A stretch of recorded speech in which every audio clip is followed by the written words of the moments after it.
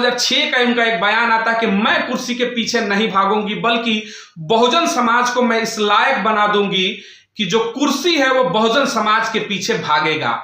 ये बड़ा बयान था। सोचिएगा 2006 में बहन मायावती का ये जो बयान था, आज उस बयान का बड़ा मायने रखता है 2024 चुनाव में। जिस तरीके से तमाम जो विपक्ष की पार्टियां हैं, इंडिया गठबंधन हो या फिर अन्य दल हो, सबकी निगाहें या फिर भारतीय जनता पार्टी की निगाहें इस समय मायावती के वोटरों पर है, मायावती के बड़े फैसले पर है। यानी इंडिया गठबंधन में जिस तरीके से लगातार प्रयासरत है कि बहन मायावती उनके गठबंधन का हिस्सा बन जाए और प्रधानमंत्री का चेहरा घोषित किया जाए। यानी कि मायावती ने जो 2006 में बातें कही थी वो 24 में देखिए किस तरीके से सेट हो रही है। इस समय उन्होंने कहा था कि मैं कुर्सी के पीछे भागने वालों में से राजनीति करने वाली नहीं हूं, मैं समाज को, बहुजन समाज को ऐसा बनाऊंगी कि उसके पीछे कुर्सी भागेगी। और आज के मौजूदा दौर में वाकई में कुर्सी जो है मायावती के पीछे भाग रही है। हालांकि अकेले चुनाव लड़ने का अभी भी उनका फैसला जो है वो अटल दिख रहा है। कि महिलाओं को भी यूपी में जिस तरीके से जमीन में मालिकाना हक, पैतृक हक दिलाने का भी काम बहन मायावती के सत्ता शासन में हुआ, ये अपने आप में बड़ी उपलब्धि के रूप में देखा जा रहा था। नमस्कार दोस्तों, 2024 लोकसभा चुनाव में जिस तरीके से प्रधानमंत्री के चेहरे को लेकर के इस समय देश में बड़ी चर्चाएं शुरू हो चुकी है, जहां एक तरफ बीएसपी को लेकर के बहन मायावती की चर्चा है, वहीं अगर हम बात करते हैं तो दूसरे दो धड़ों में अगर हम बात करते हैं तो प्रधानमंत्री नरेंद्र मोदी और राहुल गांधी को लेकर के भी चर्चाएं इस वक्त देश में लगातार आप देख रहे होंगे। तो चलिए शुरू करते हैं कि आखिर बहन मायावती क्यों है प्रधानमंत्री का चेहरा बेहतर होंगी।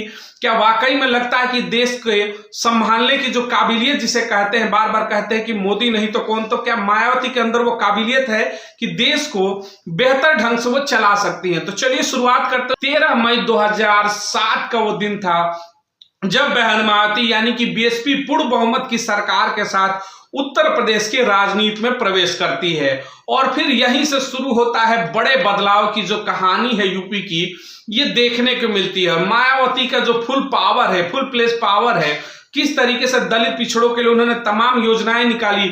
जब पूर्ण बहुमत की सरकार मिली तो उन्होंने दिखाया कि किस तरीके से सत्ता चलाई जाती है, किस तरीके से प्रदेश चलाया जाता है। और वहीं से उन्होंने कहा भी था कि आने वाले समय में हम देश को भी चलाएंगे। यानी बीएसपी उसी समय मूड बना चुकी थी कि मौका मिलेगा तो देश को भी इसी तरह बढ़ाएंगे। 2007 में जब मुख्यमंत्री बनी तो सबसे पहले उन्होंने गुंडा राज के ऊपर, जंगल राज के ऊपर काबू पाया। जिस तरीके से समाजवादी पार्टी के तमाम आरोप लगते थे कि उनके सरकार में किस तरीके से दलित पिछड़ों के ऊपर उत्पीड़न हुआ, ऐसे आरोप लगते थे, तो उसके बाद सत्ता में आते ही सबसे पहले यूपी का जो जंगल राज है उसको समाप्त करने का काम बहन मायावती की सरकार में हुआ। तमाम देश के अलग अलग राज्यों में उस समय बहन मायावती का जो कानून व्यवस्था थी उसको लेकर के उनकी तारीफ सुनने को आपको मिलती रही होंगी। क्योंकि जिस तरीके से उन्होंने यूपी की कानून व्यवस्था, यूपी जिसे कहते हैं कि सबसे बड़ा सूबा है, उसको उन्होंने संभाला और तमाम गुंडे अपराधियों को जिस तरीके से जेल के अंदर लगभग 5-5 साल तक बड़े बड़े चेहरे जेल के अंदर रहे, उसमें कई चर्चित चेहरे भी यूपी के थे जिन्हें अपने आप में एक बड़ा तबका माना जाता था, उनको भी जेल के अंदर उन्होंने डाला। और गुंडे माफियाओं को किस तरीके से कदम पर बैठा दे, ये उनके शासन की सबसे बखूबी चीज रही। वही बात करेंगे शिक्षा को लेकर के भी, उन्होंने महिलाओं की शिक्षा को लेकर के 2007 के कार्यकाल में सबसे सर्वश्रेष्ठ कार्य किया। उसके बाद आवास योजनाओं को लेकर के शहरी और ग्रामीण क्षेत्रों में महामाया आवास को लेकर के जिस तरीके से पूरे यूपी में उन्होंने गरीब और बेघर लोगों को घर देने का काम किया, ये भी अपने आप में एक माइलस्टोन उन्होंने सेट कर दिया। वहीं बात करेंगे रोजगार को लेकर के, रोजगार के मुद्दे पर सबसे बड़ा काम उनके द्वारा जिस तरीके से पुलिस भर्ती पिछली जो हुई उसको भी जांच किया गया, निरस्त किया गया। और उनके द्वारा सबसे ज्यादा पुलिस भर्ती 2007 से 12 के बीच में निकाली गई।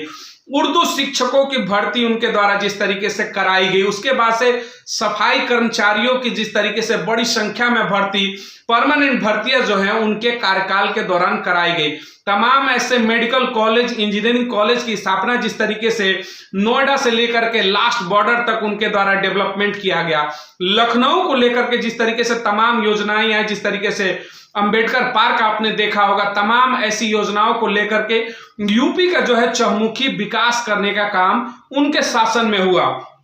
एक सबसे बड़ा जो फैसला है उसको लेकर के, जिससे इन चीजों में मैं आपको बताना चाहूंगा कि महिलाओं के लिए, बच्चियों के लिए जिस तरीके से भूमि के अंदर पैतृक अधिकार जो दिलाने का काम था वो बहन मायावती ने किया। यानी कि महिलाओं को भी यूपी में जिस तरीके से जमीन में मालिकाना हक, पैतृक हक दिलाने का भी काम बहन मायावती के सत्ता शासन में हुआ।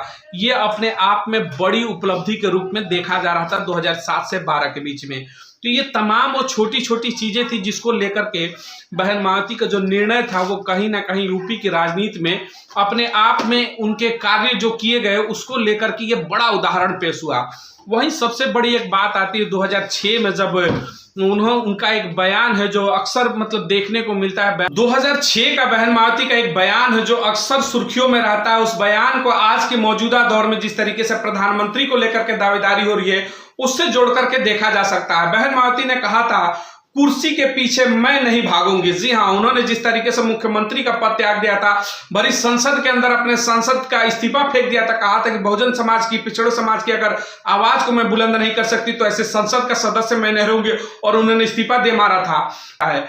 वहीं हम बात करेंगे एक सबसे बड़ा जो फैसला लिया गया आरक्षण के थ्रू, बहन मायावती ने ठेकेदारी के अंदर दलित समाज को आरक्षण देने का काम पहली बार देश के अंदर किया था। जी हाँ, 7 से 12 की सत्ता में उन्होंने जिस तरह से ठेकेदारी में आरक्षण दिया था, पिछड़े समाज को 25 लाख तक के ठेकों में जिस तरीके से उनको आरक्षण की सुविधा दी गई, ताकि ये वो समाज था जिसके पास कृषि योग्य भूमि नहीं थी, जो अच्छा जीवन नहीं जी पाता था, उसके जीवन यापन को सुधारने के लिए, भागीदारी देने के लिए उन्होंने सरकारी ठेकों में भी आरक्षण दिया कि 25 लाख तक के कामों में पिछड़े समाज को आरक्षण दिया जाएगा। उसके तहत 525 करोड़ से ऊपर की तमाम योजनाओं में उन तमाम तबके के लोगों ने आरक्षण के बदौलत ठेकेदारी प्रथा में भी उनकी एंट्री हुई।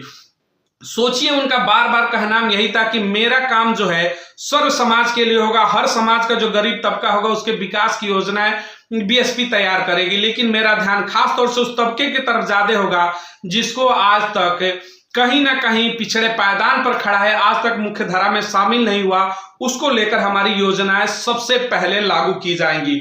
तो इस तरीके से तमाम योजनाओं को लेकर के बहन मायावती ने जिस तरीके से यूपी का शासन चलाया, उसकी बदौलत आज जो उनके समर्थक है, आज जिन्होंने यूपी के सत्ता शासन को देखा, उनके बीच में ये चहलकदमियां शुरू हो चुकी हैं। उनको ये जवाब मिल चुका है कि वाकई में अगर यूपी को इतना बेहतर चलाया जा सकता है तो क्यों ना केंद्र की सत्ता में अगर एक बार मौका मिले तो शायद बेहतर चीजें हो सकती है। तमाम उन पिछड़े दलित समुदाय, अल्पसंख्यक समाज, उनको उन तमाम चीजों में हक और हुकूमत दिलाने का काम अगर कोई कर सकता है तो बहन मायावती, यानी कि जो सर्व समाज की अगर बात करने वाली कोई लीडर है तीसरे मोर्चे के रूप में, यानी बीजेपी और कांग्रेस धड़े से बाहर निकल करके देश में किसी तीसरी पार्टी के ऊपर अगर आम जनता का विश्वास है तो वो बीएसपी इस समय उभरती हुई नजर आ रही है। तमाम क्षेत्रीय दल हैं, लेकिन क्षेत्रीय दलों की जो अपनी भूमिका रही उसके अपेक्षा अगर बीएसपी की तरफ हम नजर डालते हैं तो सुशासन के रूप में आज भी उनकी सत्ता को याद किया जा सकता है।